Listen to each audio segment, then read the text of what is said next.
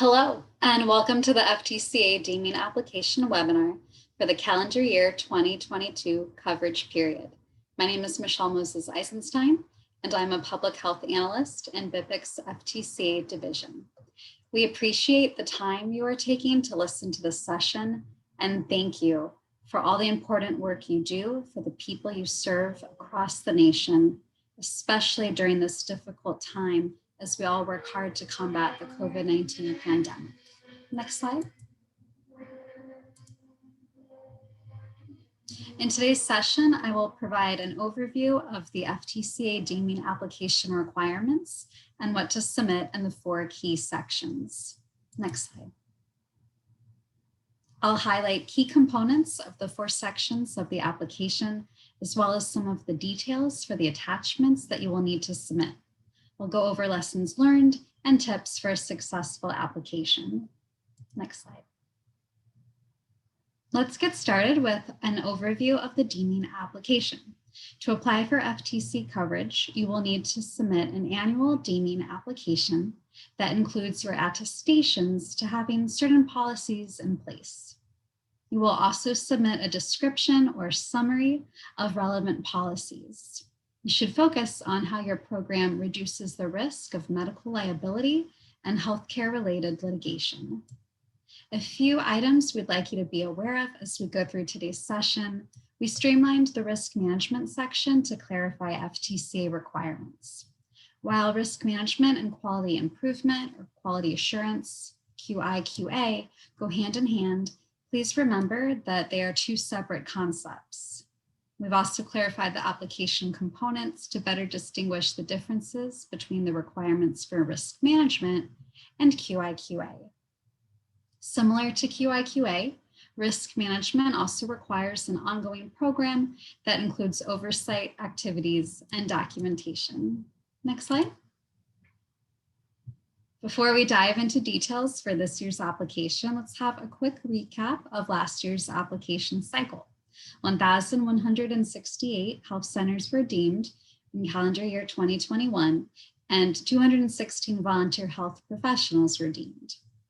The strongest application element was the risk management position descriptions, and the weakest application elements were risk management training plans and evidence of implementation. Later on, we will highlight some technical assistance resources to help you develop strong application elements. Next slide. Please note the key save the dates here. The EHB system will open on April 23rd, so please mark your calendars. Note there are 2 types of deeming applications. Initial applications are those first-time organizations looking to become part of our FTCA program. Initial applications are accepted on a rolling basis. Once we receive a complete application, we will review it within 30 days. The other type of application is the annual redeeming application for health centers that are already deemed and part of the program. Redeeming applications are due June 25th. This year, we decided to include extra time for redeeming submissions to allow for flexibility given the many challenges you face at this unprecedented time. Next slide. And just a friendly reminder that volunteer health professionals, or VHP, redeeming applications must be submitted with the Health Center Annual Redeeming Application due June 25th. Then initial VHP applications may be submitted with the annual redeeming application or submitted at another time during the calendar year if a health center decides to sponsor VHPs at a later date. For more information, including the VHP application process webinar recording, please visit the web page links on this slide. Next slide, please. So how can you best prepare for your application submission? We encourage you to prepare in advance. There is no need to wait until the last minute, and you can submit your application as soon as the system opens on April 23rd. As you collect documents such as minutes, reports, job descriptions, etc., review them to ensure they are complete and include the required information. See the updated Program Assistance Letter, or PAL, for requirements for initial deeming and redeeming posted on the FTCA website. The PAL outlines requirements and also has a mock application at the end of the document listing the required questions and documentation. Please carefully review the application to make sure your application submission contains all the information requested. The PAL is a very critical tool. We strongly encourage referring to the PAL as you prepare to help ensure you submit an accurate and complete application. We know your organization does a lot and takes critical steps every day, and we want to make sure each of those steps is successfully documented. Next slide. Next, we'll take a closer look at the application requirements across the 4 required sections. Next slide. So in previous years, we streamlined the application questions. This year, no substantive changes were made to the application. The majority of questions are yes or no attestations or required document attachments. So don't forget to upload. You'll complete the 4 required sections of the application shown here. Next slide. You will submit several attachments for the risk management section listed here, and we will go over what to include in detail shortly. Next slide. In the other 3 sections of the application, you will upload attachments, including the credentialing and privileging procedures, quality improvement, quality assurance, or QI/QA operating procedures, and QI/QA quarterly assessments. Next slide. Patient safety is all of our mutual goals. With that in mind, let's talk about some risk management items and specific details to be aware of. So a reminder, you will submit a description or summary of the policies. You should focus on how your program reduces the patient risk, medical liability, and healthcare related litigation.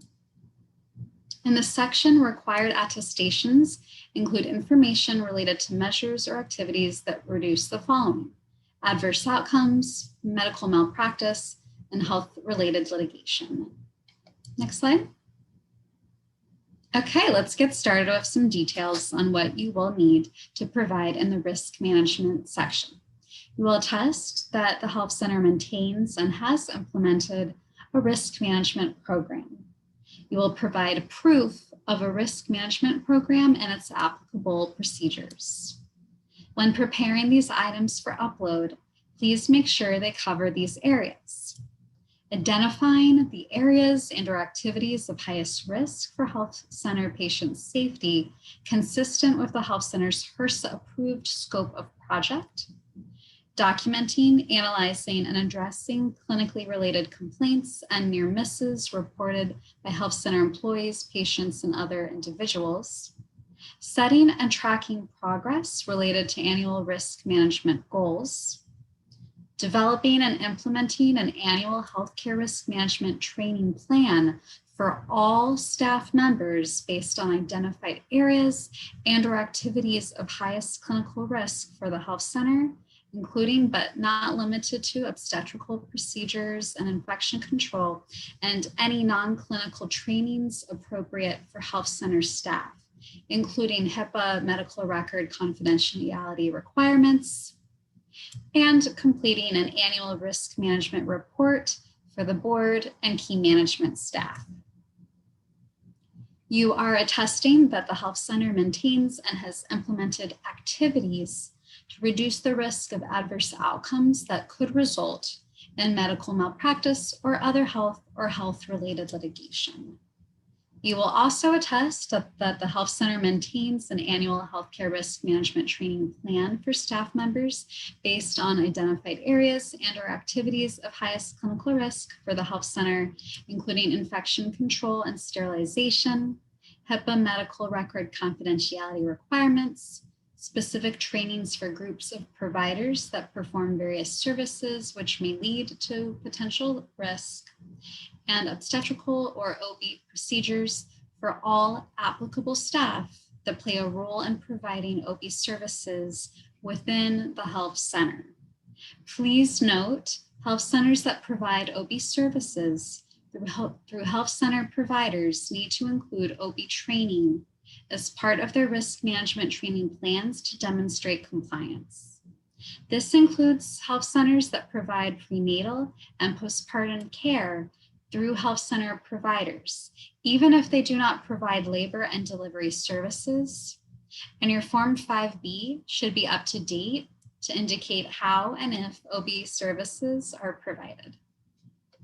Next slide. The first set of attachments you will upload are your tracking procedures, another vital area of your risk management program.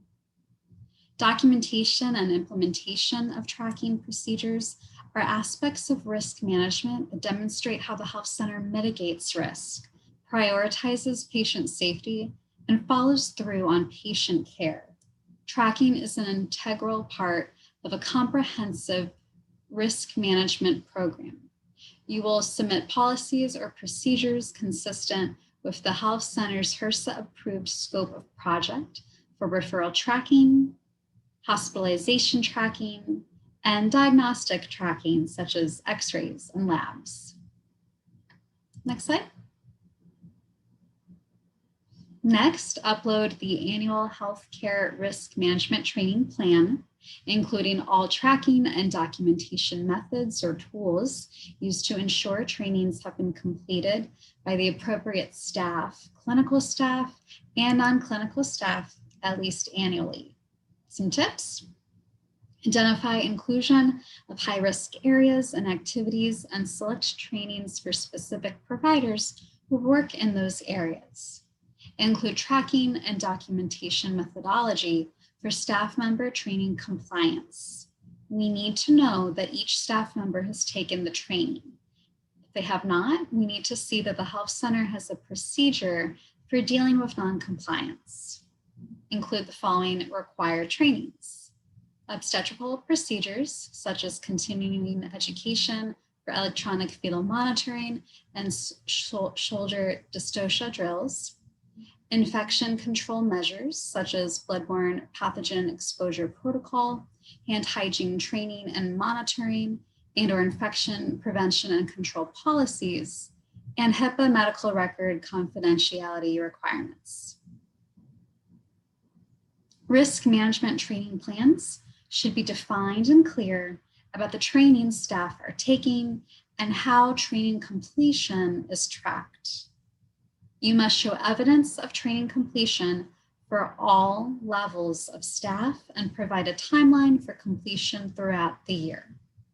You must address OB services in the training plan if you provide any OB services according to Form 5B, Column 1 and Column 2. Again, this is the case even if the health center does not perform labor and delivery directly.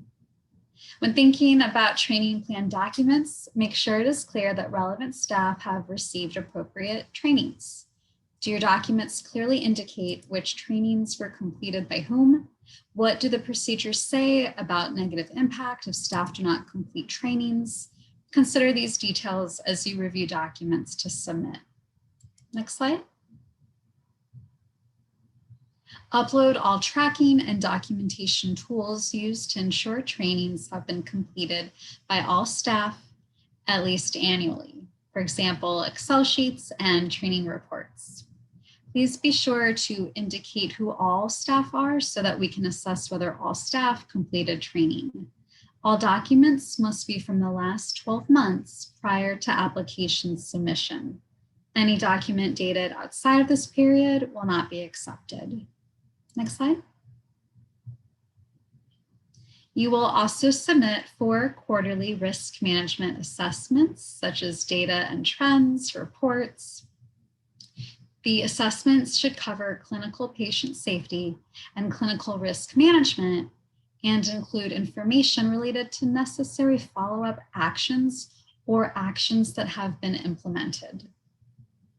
We encourage and believe it is important for health centers to do assessments that focus on things such as security, grounds, safety and inspections, fire alarms, etc., However, the risk assessments that must be submitted to FTCA are clinical care risk management assessments only. Next slide. Next, you will upload the annual risk management report to the board and key management staff. The report will cover healthcare risk management activities and progress in meeting goals at least annually, including documentation provided to the board and key management staff showing that any related follow-up actions have been completed. The risk management report must be from the current or previous calendar year and must be reflective of the activities related to risk over a 12-month period. Any document dated outside of this period will not be accepted. If you have a reporting period that is different from the calendar year, you should note that within your report and note the time period, for example, fiscal year. Typically, the report should show information from January 2020 to December 2021.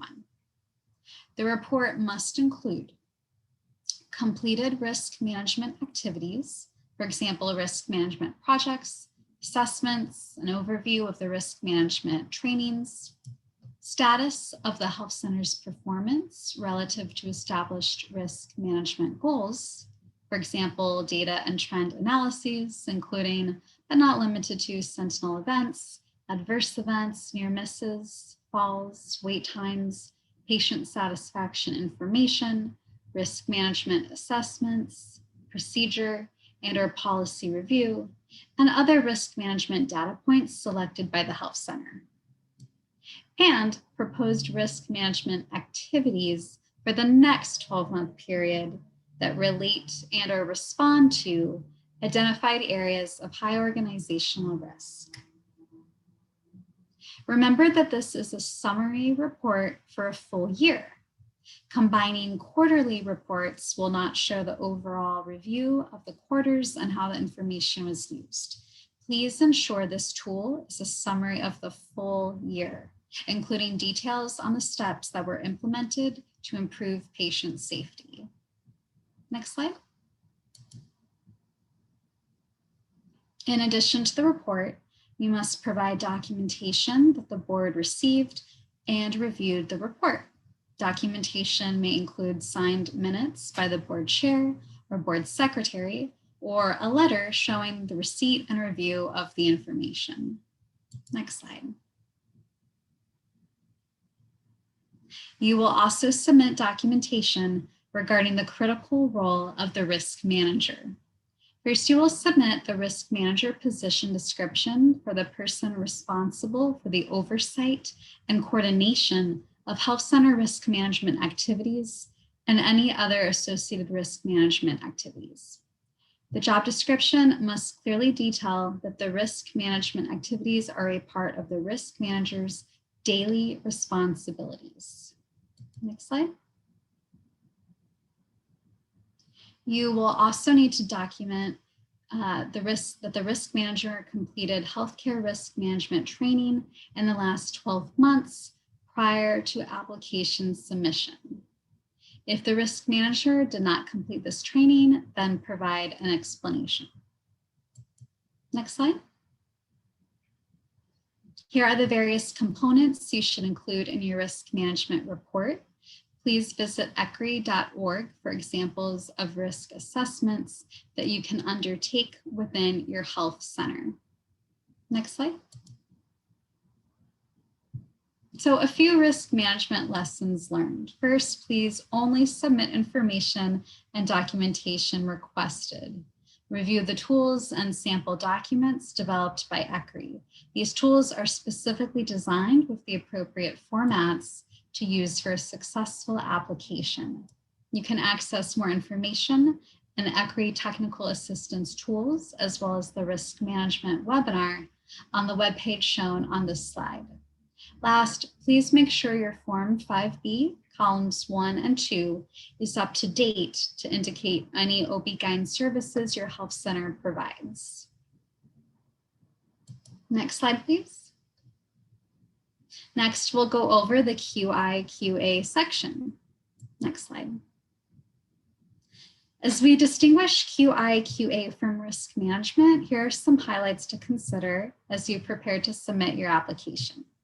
Your QI/QA operating procedures should address the following: adherence to current evidence-based clinical guidelines, standards of care, and standards of practice as applicable, a process for identifying, analyzing, and addressing patient safety and adverse events, and for implementing follow-up actions as necessary, a process for assessing patient satisfaction, a process for hearing and resolving patient grievances, completion of periodic, for example, quarterly QI/QA assessments, and a process for modifying the provision of health center services based on the findings of QI/QA assessments as appropriate.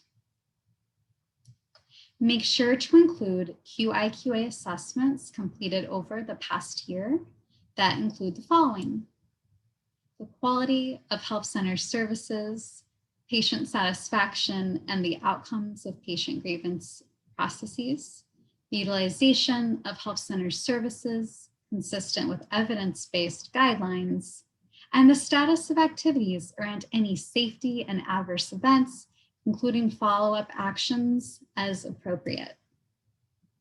Upload documentation of QI/QA assessments that physicians or licensed healthcare professionals have performed. This includes items such as QI/QA reports and QI/QA committee minutes. And please don't forget to submit documentation that confirms board oversight and decision-making. Next slide.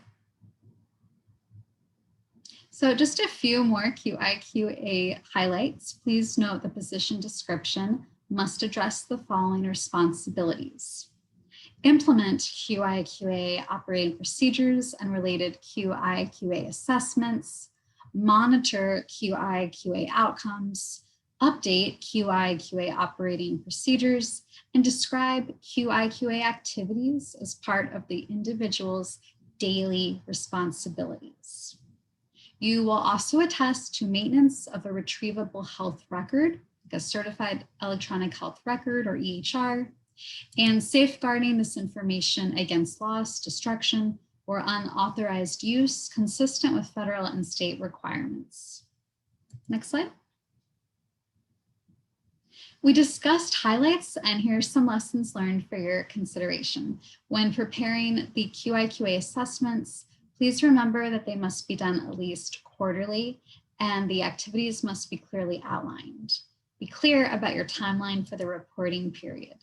In addition to these lessons learned, please don't forget to indicate if there is a grant condition that exists at the time of application submission. If you have any questions about whether a condition exists on your grant, please check EHB and reach out to your project officer as needed. Next slide. Right.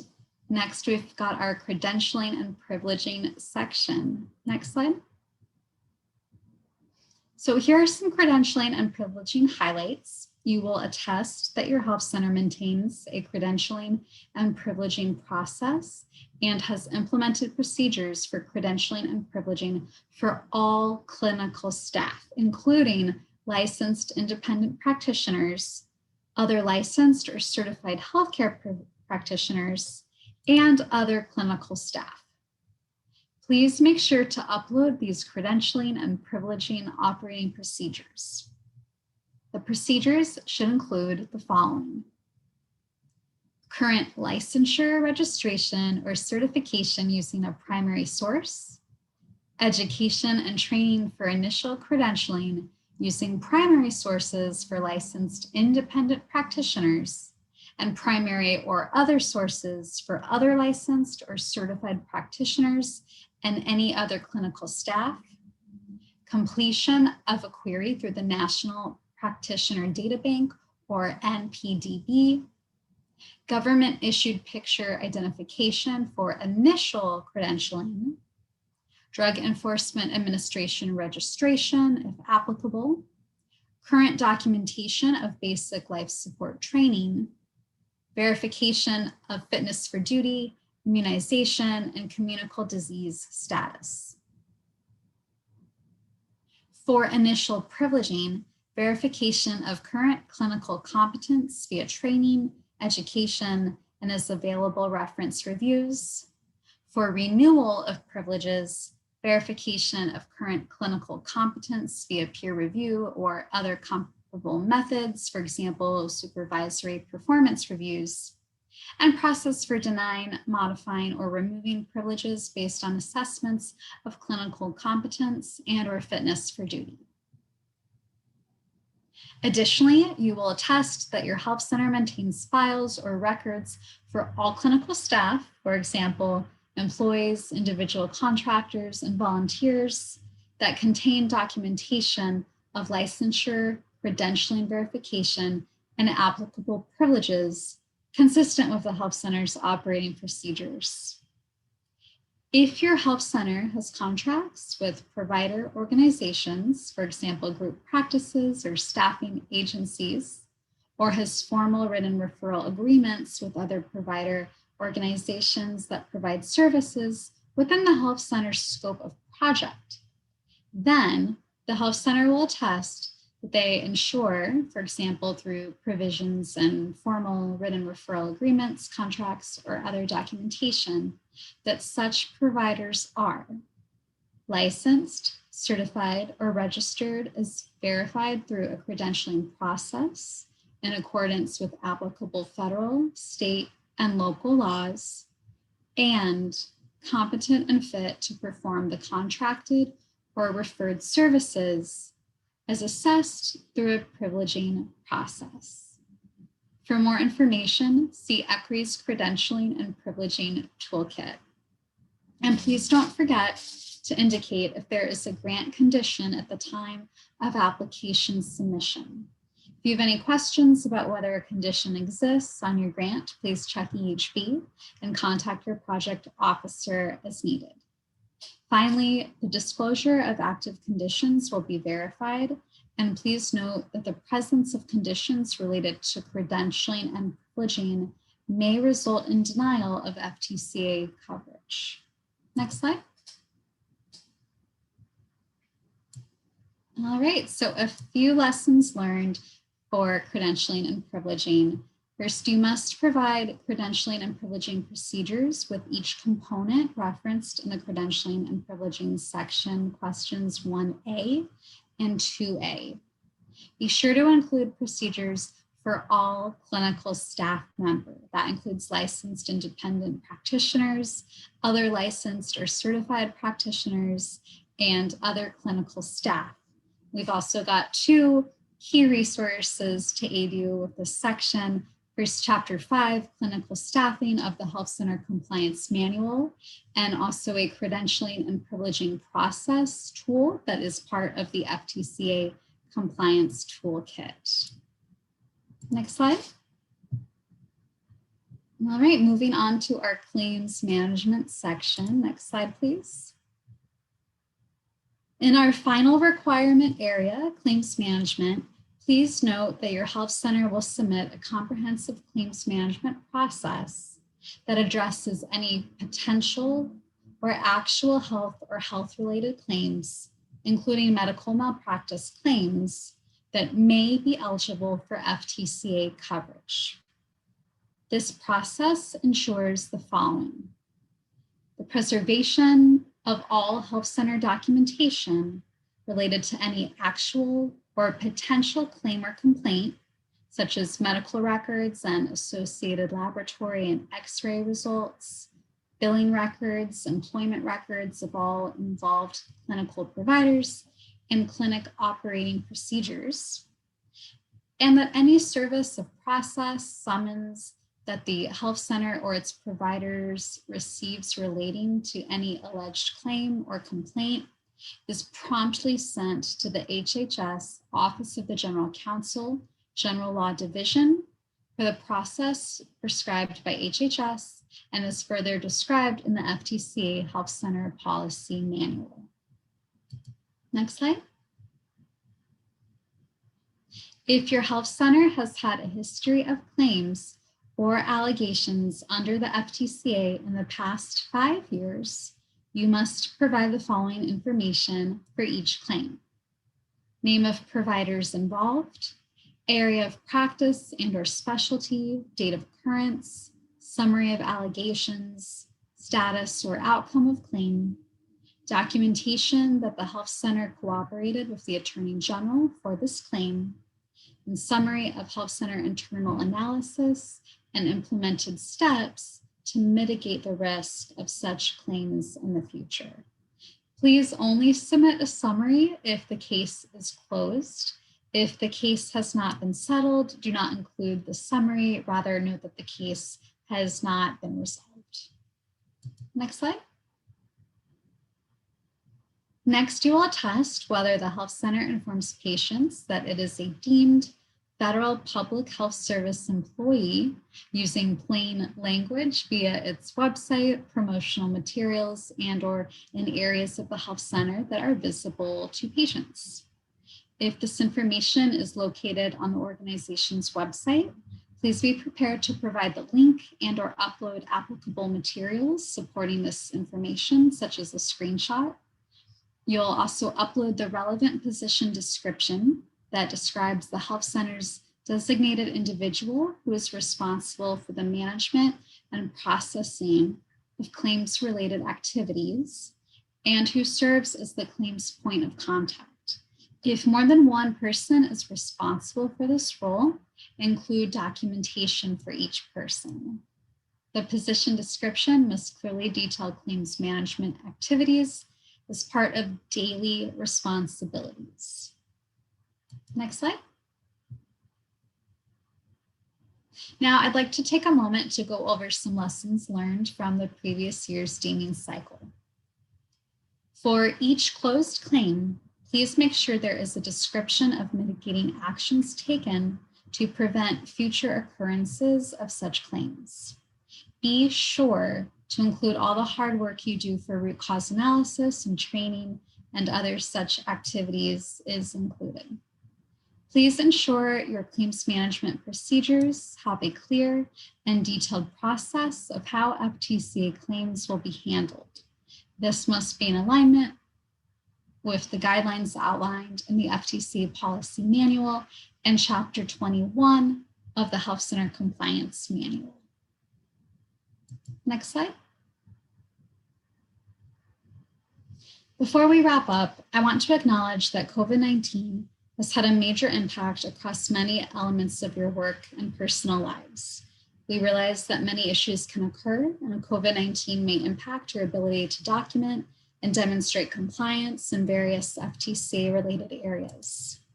If you've had any challenges developing the aspects of your application and demonstrating compliance, please provide these details in your application and outline what actions you have taken and are in the process of taking to ensure continued compliance. Next slide.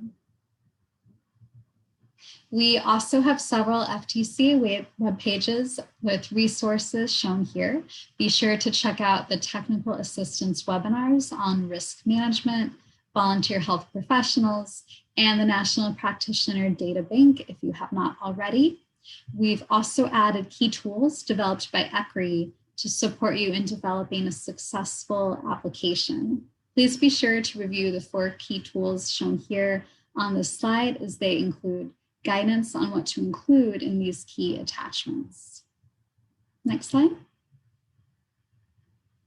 Please direct any questions to our Health Center Program Support team, who can be reached electronically or by phone.